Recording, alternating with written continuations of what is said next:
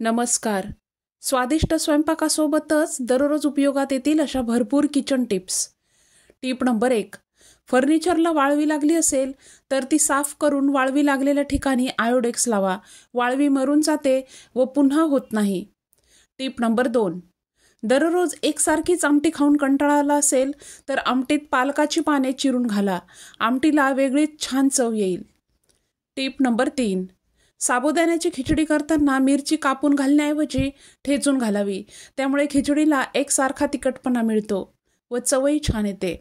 Tip number 4. कोबी शिजवून खाण्याऐवजी कच्चा खावा. कॅल्शियम भरपूर मिळते. कोबी किसून कोशिंबीर करावी, छान लागते. Tip number 5. इडलीचे अथवा आंबोळीचे पीठ ठेवताना व्यवस्थित आंबले जावे.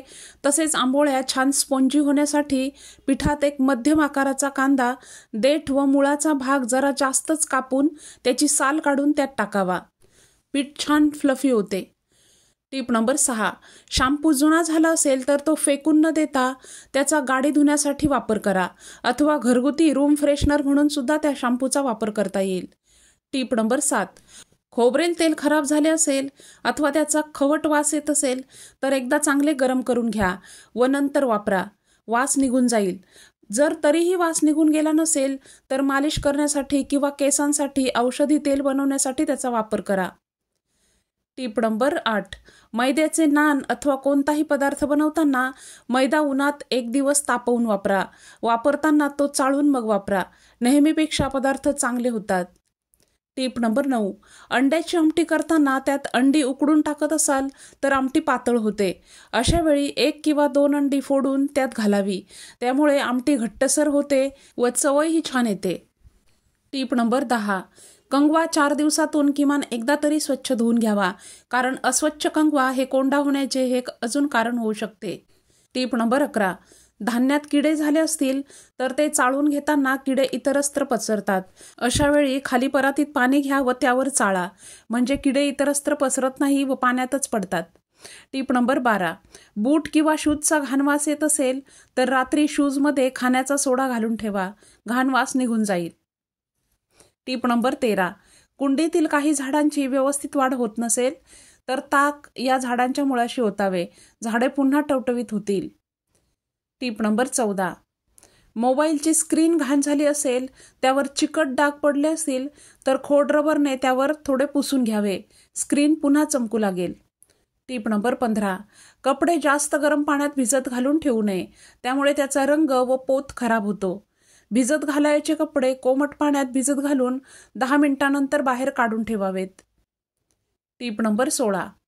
फ्लॉवर, मटर, गवार तसेच फरसबी अशा भाज्या बनवताना आधी थोड्या तेलावर परतून घेतल्या तर त्याचा उग्र वास निघून जातो व जास्त टेस्टी भाजी तयार होते. Tip number 17. स्वयंपाकघरात एक डायरी नक्की ठेवावी. त्या डायरीमध्ये वस्तू संपली की लगेच नोंद करून ठेवावी. त्यामुळे किराणा भरताना गोंधळ होत नाही. Tip number 18. घरात रिकाम्या प्लास्टिक बरण्या, आईस्क्रीम तसेच सॉसच्या बाटल्या उगाचच साठवून ठेवू नयेत. यामुळे घरात नकारात्मकता येते. Tip number 19. नॉनस्टिक तवा वापर झाल्यानंतर थंड झाल्यावरच धुवून पुसून घ्यावा व त्यानंतर त्यावर तेलाचा हात फिरवून ठेवावा. त्यामुळे त्याची सेल्फ लाईफ वाढते. Tip number 20. पाण्याच्या बाटल्या स्वच्छ करण्यासाठी डिशवॉश लिक्विड वापरावे. त्यामुळेच त्यातून व्यवस्थित स्वच्छ होतात. तसेच प्लॅस्टिकच्या बाटल्या 3 महिन्यापेक्षा जास्त वापरू नयेत. Tip number 21. भाज्या चिरल्यानंतर तसेच पीठ चाळल्यानंतर उरलेला कचरा एका प्लेटमध्येच काढा. त्यामुळे स्वयंपाक करताना उगाचच कचरा होत नाही आणि वेळ सुद्धा वाचतो. Tip number 22. भाकरीसाठी बाजारातून आणलेले तांदूळ व्यवस्थित धुवून सावलीतच सुकवून घ्या. त्यामुळेच भाकरी पांढरी शुभ्र होते. Tip number 23. रात्री झोपताना केसाची वेणी घालून मगच झोपावे. केस मोकळे सोडून झोपल्यास केस गळती होते व मेंदू सुद्धा यामुळे कमजोर होतो. Tip number 24. कुंकू विकत घेताना चांगल्या प्रतीचे विकत घ्यावे. कमी दर्जाचे कुंकू केमिकल्स युक्त असते व त्यामुळे कपाळावर लावल्यास खाज येते व डबीतील कुंकवाचा रंग सुद्धा थोड्याच दिवसात उडून जातो. टीप नंबर 25. फरशी पुसण्यासाठी मॉपचा वापर करत असाल तर मॉप स्वच्छ धुवून दररोज कडकडीत उन्हात सुकवून घ्यावा, नाहीतर तो स्वच्छता करण्यापेक्षा अस्वच्छता पसरवण्याचे काम नक्की करेल. तर या होत्या आजच्या टिप्स. आजच्या टिप्स तुम्हाला आवडल्या असतील तर व्हिडिओला नक्कीच लाईक करा. त्यानंतर जास्तीत जास्त व्हिडिओ इतरांसोबत शेअर करा. तसेच नवनवीन टिप्ससाठी चॅनल सबस्क्राईब केलं नसेल तर चॅनलला नक्की सबस्क्राईब करा. पुन्हा भेटूयात. धन्यवाद.